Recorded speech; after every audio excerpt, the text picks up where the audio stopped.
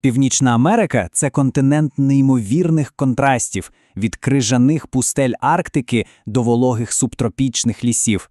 Але розташування цих ландшафтів приховує одну дуже цікаву загадку, якої немає на жодному іншому континенті.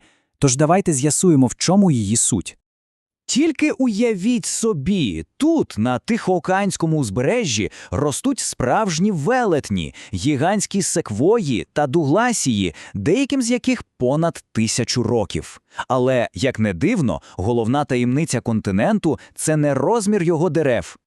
А тепер погляньмо на карту. Бачите? На півночі все логічно. Природні зони йдуть такими собі смугами вздовж широт, зі сходу на захід. Але в центральній частині щось відбувається. Вони ніби повертають на 90 градусів і тягнуться вже з півночі на південь.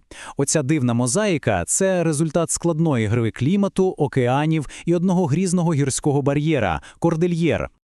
Ну що ж, саме цей унікальний візерунок ми зараз і розберемо, вирушаючи у подорож природними зонами з півночі на південь. І починаємо ми нашу подорож у найхолодніших, найсуворіших регіонах нашої планети.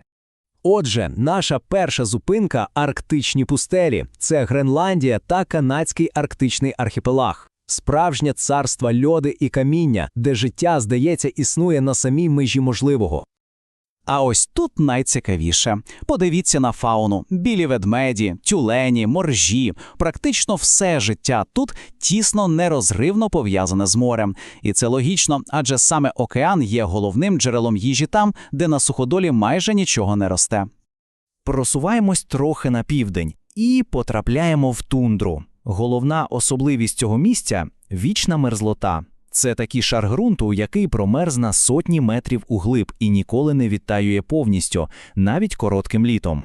Саме ця вічна мерзлота і не дає рости деревам. Через неї коріння просто не може проникнути глибоко. Так і утворюються ці безкраї простори, де пасуться північні олені Карібу та вівцебики, справжні релікти льодовикового періоду. Гаразд, залишаємо позаду безлісу північ і занурюємось у величезний лісовий пояс помірних широт. Перша лісова зона – це тайга. Вона тягнеться суцільною смугою від Кордильєр аж до Атлантики. До речі, це один з найбільших лісових масивів на всій планеті. Тільки вдумайтесь у цей масштаб. Це, звісно, суворий, але водночас дуже багатий на життя світ. Темні хвойні ліси – це домівка для лосів, вовків, рисі і, звичайно, ведмедя грізлі. Але варто сказати, що ці величезні ліси також зазнають інтенсивної вирубки, яка сильно змінює цей прадавній ландшафт. А ось тут, на узбережжі Тихого океану, природа створила щось, просто феноменальне. Вологий клімат дозволив вирости справжнім лісовим гігантам. Це чудово ілюструє, як унікальні місцеві умови можуть створювати абсолютно неповторні екосистеми. Просуваємось ще далі на південь і потрапляємо у світ мішаних та широколистяних лісів. Клімат тут м'якший, ґрунти багатші, і з'являються не лише звичні нам дуби та клени, а й такі екзоти, як тюльпанове дерево. А тваринний світ поповнюється опосумами, єдиними сумчастими на всьому континенті. А тепер ми переносимося в саме серце континенту, в край драматичних ландшафтів американського заходу. І саме тут починає розгадуватися наша загадка про меридіональну зональність. Ласкаво просимо до прерій. Це, по суті, американський аналог наших степів. Колись це було безкрає море трав, яке тягнулося, скільки сягало око, а під ним надзвичайно родючі ґрунти, чорноземи, що формувалися тут століттями. Сьогодні навіть важко уявити, що колись тут паслися мільйонні стада бізонів. Від тієї дикої прерії залишилися лише невеликі острівці.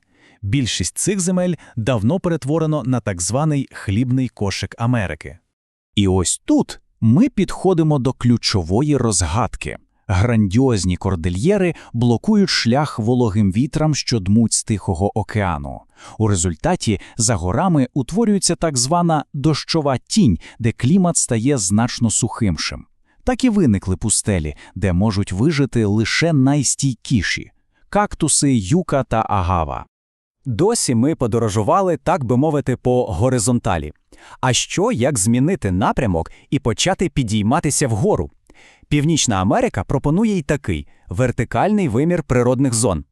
Це справді дивовижне явище. Піднімаючись у гори, ми ніби здійснюємо експрес-подорож на тисячі кілометрів на північ. Від лісів біля підніжжя, через альпійські луки, до гірської тундри на вершинах, яка дуже схожа на арктичну. І все це на відстані кількох кілометрів підйому. Це і є висотна поясність. Та попри всю міць гір, океанів і клімату, жоден природний фактор не змінив обличчя цього континенту так сильно, як людина.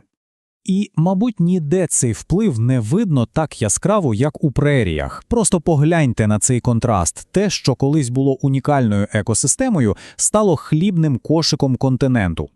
Тож чому так сталося? Ця цитата з вихідних матеріалів, власне, все пояснює. Родючі чорноземи та сприятливий клімат зробили ці землі просто ідеальними для сільського господарства. Це й визначило їхню долю. Отже, якщо підсумувати, інтенсивна вирубка тайги, майже повне розорювання прерій, розчищення широколистяних лісів під міста та ферми. Вплив справді колосальний. Але, на щастя, є і інший процес – створення національних парків та заповідників для збереження залишків дикої природи. І все це підводить нас до фінального питання. Північна Америка – це динамічний континент, що постійно змінюється. Який вигляд матимуть ці природні зони через 100-200 років? Це питання залишається відкритим. І відповідь на нього, знаєте, залежить від рішень, які приймаються вже сьогодні.